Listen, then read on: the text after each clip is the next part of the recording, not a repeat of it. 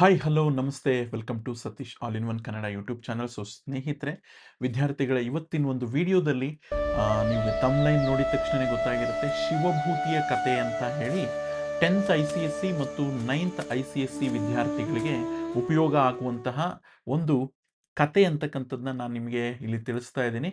So ಇದು 10ನೇ ತರಗತಿ ವಿದ್ಯಾರ್ಥಿಗಳಿಗೆ ಮತ್ತು 9ನೇ ತರಗತಿ ICSE ಪಠ್ಯಪುಸ್ತಕ ಇದೆ. ಸೊ ಸಾಹಿತ್ಯ ಸಂಗಮ ಅಂತ ಹೇಳಿ ಒಂದು ಪಠ್ಯಪುಸ್ತಕ. ಅದರಲ್ಲಿ ಒಟ್ಟು 10 ಕಥೆಗಳಿದಾವೆ. ಅದರಲ್ಲಿ ಒಂದು ಮೊದಲನೇದು ಬಹಳಷ್ಟು ಮುಖ್ಯವಾದಂಥದ್ದು ಶಿವಭೂತಿಯ ಕತೆ ಅಂತ ಹೇಳಿ. ಸೊ ಇದನ್ನ ಪಂಚತಂತ್ರದಿಂದ ನಾವು ಆಯ್ಕೆ ಮಾಡ್ಕೊಂಡಿದ್ದೀವಿ. ವಿಷ್ಣು ಶರ್ಮಾ ಅನ್ನುವಂಥವ್ರು ಇದನ್ನ ರಚನೆ ಮಾಡಿದ್ದಾರೆ.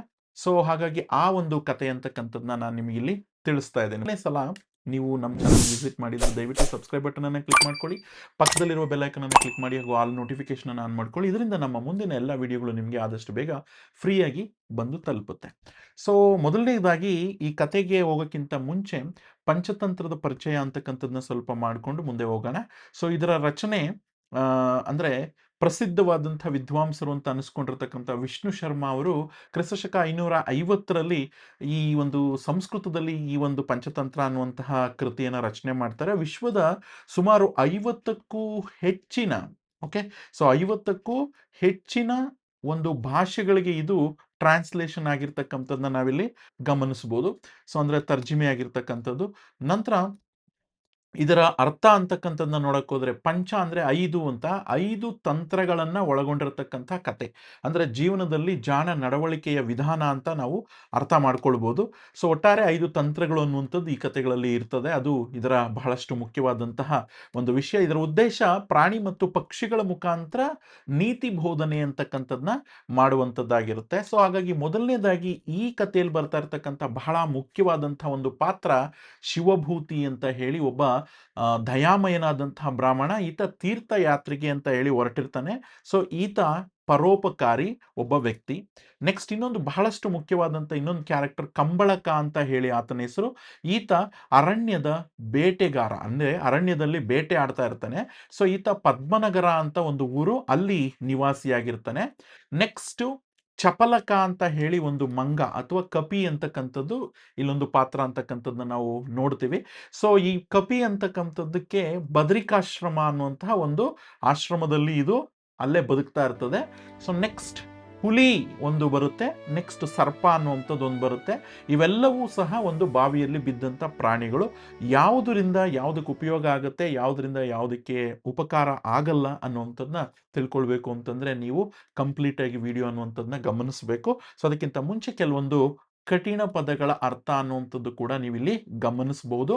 ಸೊ ವಿಡಿಯೋ ಅನ್ನುವಂಥದ್ದನ್ನ ಪಾಸ್ ಮಾಡಿ ಒಂದ್ಸಲ ನೀವು ನೋಡ್ಕೊಳ್ಳಿ. ಇಲ್ಲಿ ಬಹಳ ಮುಖ್ಯವಾದಂಥದ್ದು ಕಳಶಗಿಂಡಿ ಅಂತ ಬರುತ್ತೆ, ಅಂದ್ರೆ ಒಂದು ಸಣ್ಣ ತಾಮ್ರದ ಚೊಂಬು ಅಂತ ಅದರ ಅರ್ಥ. ಸೊ ಹಾಗಾಗಿ ಇನ್ನೊಂದಷ್ಟು ಪದಗಳು ಅನ್ನುವಂಥದ್ದು ಇದಾವೆ. ಸೊ ಅವುಗಳನ್ನೆಲ್ಲ ನೀವು ಸ್ಕ್ರೀನ್ ಅನ್ನುವಂಥದ್ದನ್ನ ಶಾರ್ಟ್ ತಗೊಳ್ಳಿ ಅಥವಾ ಸ್ವಲ್ಪ ವಿಡಿಯೋ ಪಾಸ್ ಮಾಡಿ ಒಂದ್ಸಲ ವೀಕ್ಷಿಸಿ. ಮುಂದೆ ಕಥೆಯ ಆರಂಭ ಬಹಳಷ್ಟು ಸೊಗಸಾಗಿದೆ. ಸೊ ಇಲ್ಲಿ ಮೊದಲನೇ ಒಂದು ಸೀನ್ ಅನ್ನುವಂಥದ್ದು ಕತೆ ಆರಂಭ ಆಗ್ತಕ್ಕಂಥದ್ದೇ ಕಾಡಿನಲ್ಲಿ. ಒಂದು ಭಯಂಕರವಾದಂಥ ಕಾಡು. ಅದರಲ್ಲಿ ಆ ಮಹಾ ಅರಣ್ಯದಲ್ಲಿ ಕಂಬಳಕ ಅಂತ ಹೇಳಿ ಒಬ್ಬ ಬೇಡ ಅಂತಕ್ಕಂಥವನನ್ನ ಹುಲಿ ಅನ್ನುವಂಥದ್ದು ಅಟ್ಟಿಸ್ಕೊಂಡು ಓಡ್ ಬರ್ತಾ ಇರತ್ತೆ. ನಿಮಗೆ ನೆನಪಿರ್ಲಿ, ಕಂಬಳಕ ಅನ್ನುವಂಥದ್ದು ಒಬ್ಬ ಬೇಡ, ಅಂದ್ರೆ ಬೇಟೆ ಆಡ್ತಕ್ಕಂಥ ಒಬ್ಬ ವ್ಯಕ್ತಿ. ಅವನು ಕಾಡಿಗೆ ಹೋಗಿರ್ತಾನೆ. ಸೊ ಅಲ್ಲಿ ಒಂದು ಹುಲಿ ಅವನನ್ನು ಅಟ್ಟಿಸ್ಕೊಂಡ್ ಬರ್ತಾ ಇರ್ತದೆ.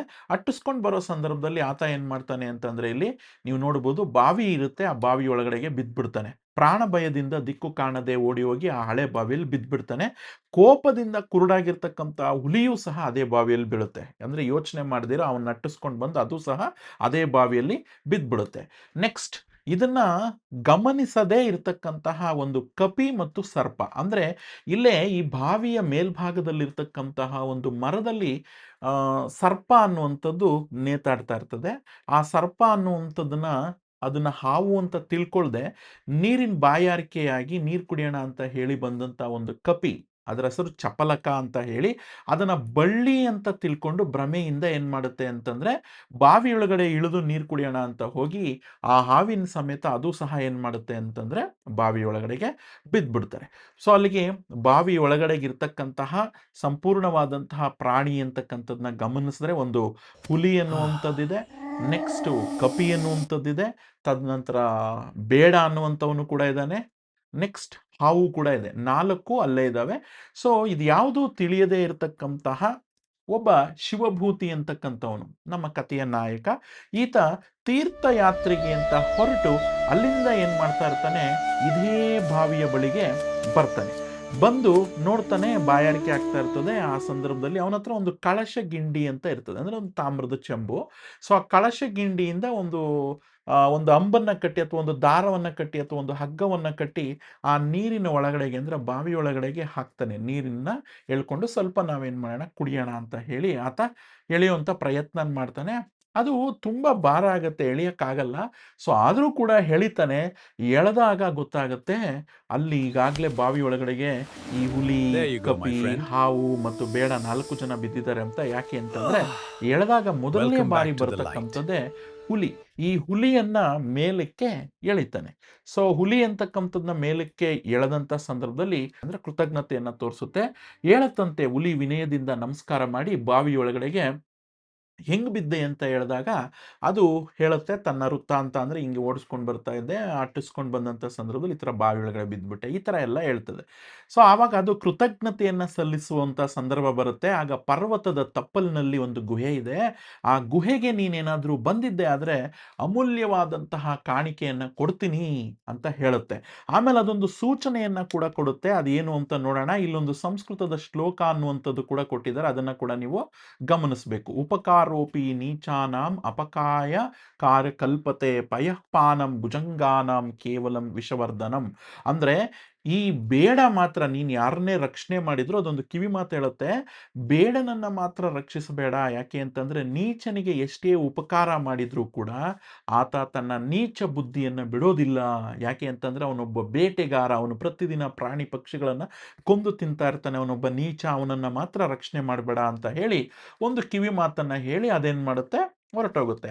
ಮುಂದೆ ಆತ ಸರ್ಪ ಅನ್ನುವಂಥದ್ದನ್ನು ಕೂಡ ರಕ್ಷಣೆ ಮಾಡ್ತಾನೆ. ಅದು ಸರ್ಪ ಅನ್ನುವಂಥದ್ದನ್ನ ರಕ್ಷಣೆ ಮಾಡಿದಾಗ ಸರ್ಪ ಹೇಳುತ್ತೆ ಅವನಿಗೆ, ಕಷ್ಟ ಬಂದಾಗ ನೀನು ನನ್ನನ್ನ ನೆನಪಿಸ್ಕೋ, ನಾನ್ ನಿನಗೆ ಸಹಾಯ ಮಾಡ್ತೀನಿ ಅಂತ ಹೇಳಿ ಆ ಸರ್ಪ ಕೂಡ ಶಿವಭೂತಿಗೆ ಒಂದು ಮಾತನ್ನ ಕೊಟ್ಟು ಅಲ್ಲಿಂದ ಹೊರಟೋಗುತ್ತೆ. ನಂತರ ಕಪಿಯನ್ನ ಮೇಲಕ್ಕೆತ್ತಾನೆ. ಸೊ ಕಪಿ ಅನ್ನುವಂಥವನ್ನ ಮೇಲಕ್ಕೆತ್ತಿದಾಗ ಅದು ಸಹ ನಿನ್ನ ಹೇಳುತ್ತೆ, ಕಷ್ಟ ಕಾಲದಲ್ಲಿ ನಿಮ್ಮ ನಾನು ನಿನಗೆ ಕರುಣೆಯಿಂದ ಸಹಾಯ ಮಾಡ್ತೇನೆ. ಮರುಹುಟ್ಟು ನಾನು ಪಡೆದಂತಾಯ್ತು. ಬದರಿಕಾಶ್ರಮ ಅಂತ ಒಂದು ಆಶ್ರಮ ಇದೆ, ಅಲ್ಲಿ ಇರ್ತಕ್ಕಂಥ ಮರಗಳಲ್ಲೇ ನಾನು ಕೂಡ ಇರ್ತೇನೆ. ಸೊ ಹಾಗಾಗಿ ನೀನೇನಾದ್ರೂ ಬಂದ್ರೆ ನಾನು ನಿನ್ನನ್ನ ಕೃತಜ್ಞತೆಯಿಂದ ನಾನು ನಿನ್ನ ನಿನಗೆ ಕಷ್ಟ ಕಾಲದಲ್ಲಿ ಏನ್ ನಾನು ಬೇಕೋ ಆ ನಿನಗೆ help ಸಹಾಯ ಅನ್ನುವಂಥದ್ದನ್ನ ಮಾಡ್ತೇನೆ. ಸಹಾಯ ಮಾಡ್ತೀನಿ ಅಂತ ಹೇಳಿ ಅದು ಸಹ ಹೊರಟೋಗುತ್ತೆ. ಅಲ್ಲಿಗೆ ಹುಲಿ, ಸರ್ಪ ಮತ್ತು ಕಪಿ 3 ಸಹ ತನ್ನ ಕೃತಜ್ಞತೆಯನ್ನ ಸಲ್ಲಿಸಿ ಅಲ್ಲಿಂದ ಹೊರಟೋಗುತ್ತೆ. ಅವನು ಯೋಚನೆ ಮಾಡ್ತಾನೆ, ನಾನು ಈಗೇನ್ ಮಾಡಿದ್ದೀನಿ, ಕಪಿಯನ್ನ ರಕ್ಷಣೆ ಮಾಡಿದ್ದೀನಿ, ಹುಲಿಯನ್ನ ರಕ್ಷಣೆ ಮಾಡಿದ್ದೀನಿ, ಅದೇ ತರನೇ ಸರ್ಪವನ್ನು ಕೂಡ ನಾನೇನ್ ಮಾಡಿದ್ದೀನಿ, ಸಪೋರ್ಟ್ ಮಾಡಿ ಅದಕ್ಕೆ ರಕ್ಷಣೆ ಅಂತಕ್ಕಂಥದ್ದನ್ನ ಮಾಡಿದ್ದೀನಿ. ಆದ್ರೆ ಈಗ ನಾನು ಒಂದು ವೇಳೆ ಬೇಡನನ್ನ ಮಾತ್ರ ಇಲ್ಲೇ ಬಿಟ್ಬಿಟ್ಟು ಹೋಗ್ಬಿಟ್ರೆ ನಾನು ಎಲ್ಲೋ ಒಂದು ಕಡೆಗೆ ದ್ರೋಹ ಮಾಡ್ದಂಗಾಗತ್ತೆ ಅಂತ ಚಿಂತೆ ಮಾಡಿ, ಹುಲಿ ಎಚ್ಚರಿಸಿದ್ರೂ ಶಿವಭೂತಿಯನ್ನ ಅವನೇನ್ ಮಾಡ್ತಾನೆ, ರಕ್ಷಣೆ ಮಾಡಿಯೇ ತೀರ್ತೀನಿ ಆಗದ್ದಾಗ್ಲಿ ಅಂತ ಹೇಳಿ ಅವನನ್ನು ಕೂಡ ಮೇಲಕ್ಕೆ ಎತ್ತಿ ಸಪೋರ್ಟ್ ಮಾಡ್ತಾನೆ, ಅಂದ್ರೆ ಸಹಾಯ ಮಾಡಿ ಅವನನ್ನ ರಕ್ಷಣೆ ಮಾಡ್ತಾನೆ. ಅಂದ್ರೆ ಇದ್ರ ಅರ್ಥ ಏನಪ್ಪಾ ಅಂತಂದ್ರೆ, ಎಲ್ಲರನ್ನೂ ರಕ್ಷಣೆ ಮಾಡಿದೀನಿ, ಇವನು ರಕ್ಷಣೆ ಮಾಡೋಣ, ಯಾಕೆ ಅಂತಂದ್ರೆ ಇವನು ಒಳ್ಳೆಯವನಿರ್ಬೋದು ಅಂತ ಹೇಳಿ ಆತ ಅನ್ಕೊಂಡು ಅವನನ್ನ ರಕ್ಷಣೆ ಮಾಡ್ತಾನೆ. ಈವನ್ ಅವನು ಸಹ ಹೇಳ್ತಾನೆ, ಕಿರಾತ ಹೊರಗಡೆ ಬಂದು, ನಾನು ಪದ್ಮನಗರ ಅಂತ ಒಂದು ಊರ್ನಲ್ಲಿ ವಾಸ ಮಾಡ್ತಾ ಇರ್ತೇನೆ. ಸೊ ಹಾಗಾಗಿ ನೀನೇನಾದ್ರೂ ವಾಪಸ್ ಬರ್ಬೇಕಾದ್ರೆ ನೀನು ಖಂಡಿತ ನನ್ನನ್ನ ಒಂದ್ಸಲ ಭೇಟಿ ಮಾಡಿದ್ರೆ ನಾನು ನಿನ್ನನ್ನ ಸತ್ಕಾರ ಮಾಡ್ತೀನಿ ಅಂತ ಹೇಳಿ ಹೊರಟೋಗ್ತಾನೆ. ಇಲ್ಲಿ ನೀವು ನೋಡ್ಬೋದು, ಯತ್ಪರಾರ್ಥಂ ಶರೀರಂ, ಅಂದ್ರೆ ದೇಹ ಇರುವುದು ಇತರರ ಸೇವೆಗಾಗಿ ಅನ್ನುವಂಥ ಒಂದೇ ಒಂದು ಉದ್ದೇಶದಿಂದ ಅವನನ್ನ ರಕ್ಷಣೆ ಮಾಡ್ತಾನೆ. ಅಲ್ಲಿಂದ ಅವನೇನ್ ಮಾಡ್ತಾನೆ, ತನ್ನ ತೀರ್ಥಯಾತ್ರೆ ಅನ್ನುವಂಥದ್ದನ್ನ ಮುಂದುವರಿಸ್ತಾನೆ. ಅಂದ್ರೆ ನಾನೀಗ ತೀರ್ಥಯಾತ್ರೆಗೆ ಹೋಗ್ತಾ ಇದ್ದೀನಿ, ಹಾಗಾಗಿ ಬರುವ ಸಂದರ್ಭದಲ್ಲಿ ನಾನು ನಿಮ್ಮನ್ನ ಭೇಟಿ ಮಾಡ್ತೀನಿ ಅಂತ ಹುಲಿಗೆ, ಕಪಿಗೆ ಮತ್ತು ಬೇಡನಿಗೆ, ಸರ್ಪಕ್ಕೆ ಎಲ್ಲದಕ್ಕೂ ಹೇಳಿ ಅವನು ಅಲ್ಲಿಂದ ಏನು ಮಾಡ್ತಾನೆ ಅಂತಂದರೆ ಹೊರಟೋಗ್ತಾನೆ.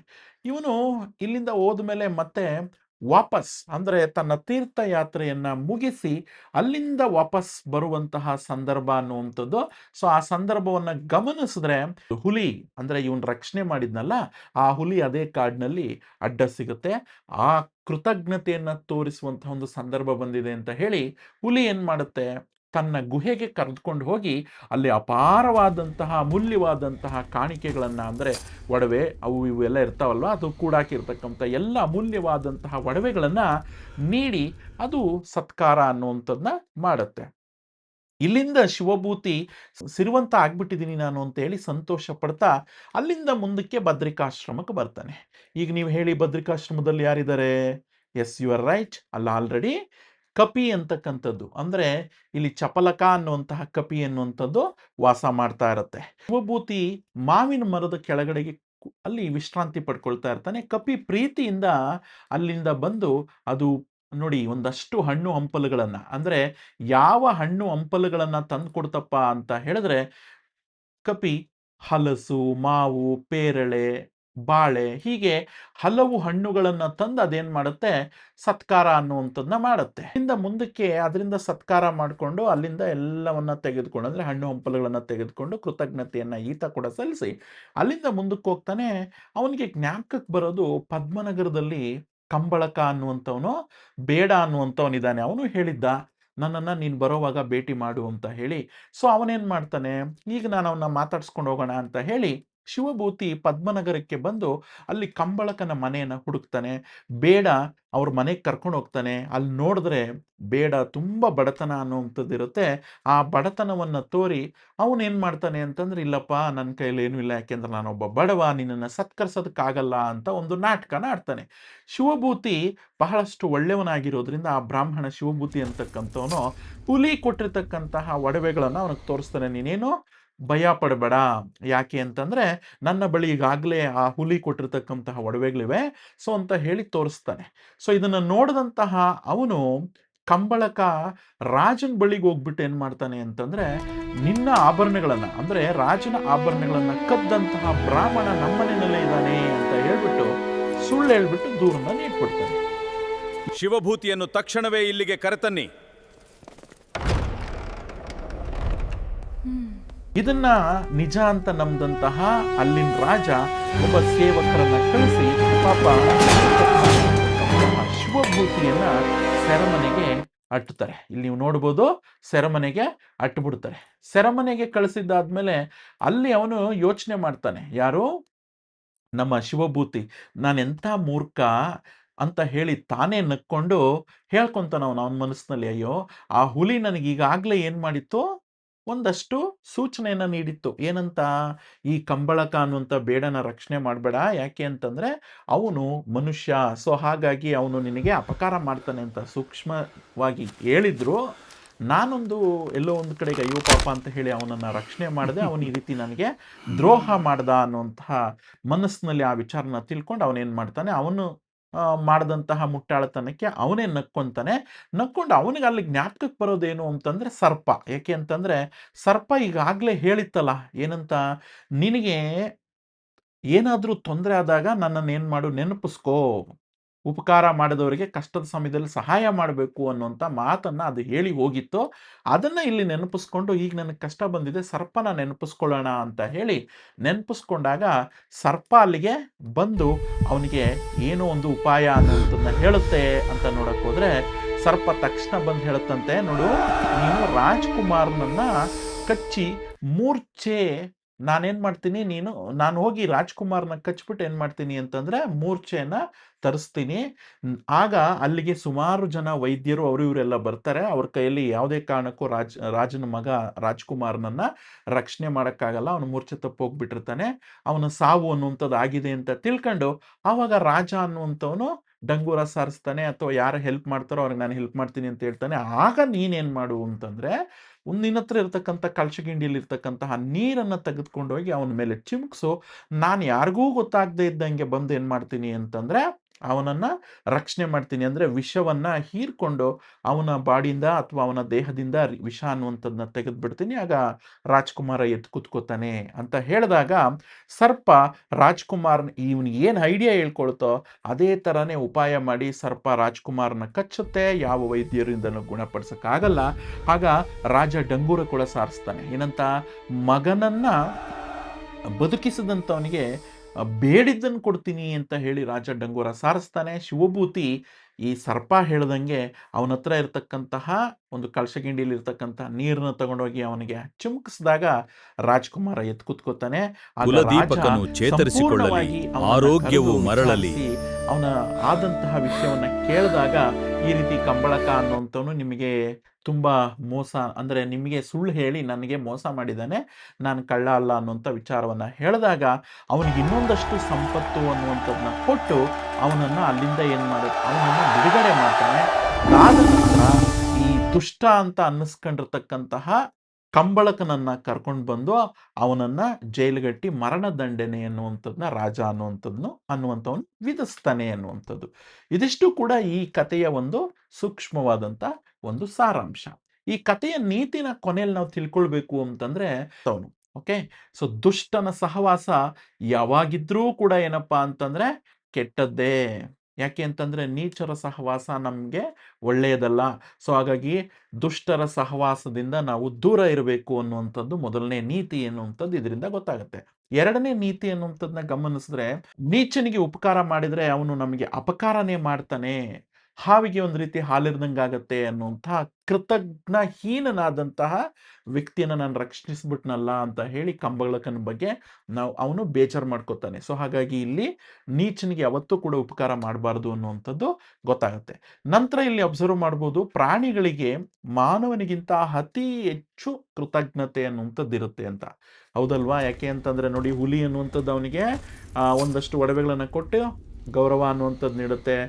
ಅದಾದ ನಂತರ ಕಪಿ ಕೂಡ ಅವನಿಗೆ ಒಂದಷ್ಟು ಹಣ್ಣುಗಳನ್ನು ಹಸಿದಾಗ ಹಣ್ಣುಗಳನ್ನು ಕೊಟ್ಟು ಗೌರವ ಸಲ್ಲಿಸುತ್ತೆ. ಈವನ್ ಸರ್ಪ ಕೂಡ ಬಂದು ಅವನಿಗೆ ಕಷ್ಟದ ಸಂದರ್ಭದಲ್ಲಿ ಸಹಾಯ ಮಾಡುತ್ತೆ. ಆದರೆ ಮನುಷ್ಯ ಮಾತ್ರ ಎಲ್ಲೋ ಒಂದು ಕಡೆಗೆ ಸಹಾಯ ಮಾಡಲಿಲ್ಲ. ಅವನು ಯಾರು ಅಂದರೆ ಬೇಡ. ಹಾಗಾಗಿ ಮನುಷ್ಯನಿಗಿಂತ ಕೃತಜ್ಞತೆ ಅನ್ನುವಂಥದ್ದು ಪ್ರಾಣಿಗಳಿಗಿರ್ತದೆ ಅನ್ನುವಂಥ ವಿಚಾರ ಇಲ್ಲಿ ನಮಗೆ ಗೊತ್ತಾಗುತ್ತೆ. ಮತ್ತು ನಾವು ಇನ್ನೊಂದನ್ನು ಬಹಳಷ್ಟು ಮುಖ್ಯವಾಗಿ ನೆನಪಿನಲ್ಲಿ ಇಟ್ಕೋಬೇಕು, ಒಳ್ಳೆಯವರ ಸ್ನೇಹ ಅನ್ನುವಂಥದ್ದನ್ನ ಆರಿಸ್ಕೊಳ್ತಕ್ಕಂಥದ್ದು ಜೀವನದಲ್ಲಿ ಬಹಳಷ್ಟು ಮುಖ್ಯ ಅನ್ನುವಂಥ ಮಾಹಿತಿ ಅನ್ನುವಂಥದ್ದನ್ನ ಈ ಕತೆ ನಮಗೆ ತಿಳಿಸುತ್ತೆ. ಸೊ ಪರೀಕ್ಷಾ ದೃಷ್ಟಿಯಿಂದ ಕೆಲವೊಂದು ಪ್ರಶ್ನೆಗಳು ಅನ್ನುವಂಥದ್ದನ್ನ ನೋಡೋಕೆ ಹೋದರೆ, ಬಾವಿಯಲ್ಲಿ ಬಿದ್ದವರು ಯಾರು ನೋಡೋಣ ಹೇಳಿ? ಕಂಬಳಕ, ಹುಲಿ, ಚಪಲಕ ಅನ್ನುವಂಥ ಕಪಿ ಮತ್ತು ಸರ್ಪ. ಹಾಗೆ ಶಿವಭೂತಿ ಕಿರಾತನನ್ನ ಏಕೆ ರಕ್ಷಣೆ ಮಾಡ್ತಾನೆ? ಪಕ್ಷಪಾತ ತೋರಬಾರದು, ಪರೋಪಕಾರ ಕೆಟ್ಟದ್ದಲ್ಲ ಅನ್ನುವಂಥ ವಿಚಾರ. ಅಂದರೆ ಅವನು ಆಲ್ರೆಡಿ ಪ್ರಾಣಿಗಳನ್ನ ರಕ್ಷಣೆ ಮಾಡಿದೀನಿ, ಇವನೊಬ್ಬನ ಹೆಂಗೆ ಬಿಟ್ಬಿಟ್ಟು ಹೋಗೋದು ಅಂತ ಅನ್ಕೊಂಡು ಪಾಪ ಅವನನ್ನು ರಕ್ಷಣೆ ಮಾಡ್ತಾನೆ. ಕೊನೆಗೆ ಅವನು ದ್ರೋಹ ಮಾಡ್ತಾನೆ. ನೆಕ್ಸ್ಟ್, ಸರ್ಪ ಶಿವಭೂತಿಗೆ ಹೇಗೆ ನೆರವಾಗುತ್ತೆ? ರಾಜ್ಕುಮಾರ್ನನ್ನು ಕಚ್ಚಿ ಮಂತ್ರಿಸಿರ್ತಕ್ಕಂಥ ನೀರಿನಿಂದ ಗುಣಪಡಿಸಿ ಅದಾದ ನಂತರ ಶಿವಭೂತಿ ಅಂತಕ್ಕಂಥವನು ಕಳ್ಳ ಅಲ್ಲ ಅನ್ನುವಂಥ ಸತ್ಯನ ಹೊರಗಡೆಗೆ, ಅಂದರೆ ಬೆಳಕಿಗೆ ತಗೊಂಬರುತ್ತೆ. ಈ ಕಥೆಯಿಂದ ನೀತಿ ನಮಗೇನು ಅರ್ಥ ಆಗುತ್ತೆ? ದುಷ್ಟರ ಸಹವಾಸ ಕೆಟ್ಟದ್ದು, ನೀಚರಿಗೆ ಉಪಕಾರ ಮಾಡಿದರೆ ಅಪಕಾರವೇ ಫಲ ಅನ್ನುವಂಥ ವಿಚಾರ ಅನ್ನುವಂಥದ್ದು ಇದರಿಂದ ಗೊತ್ತಾಗುತ್ತೆ. ಸೊ ಇದಿಷ್ಟಾಗಿತ್ತು ಇವತ್ತಿನ ಒಂದು ವಿಡಿಯೋದಲ್ಲಿ ನೀವು ತಿಳ್ಕೊಂಡಿದ್ದು.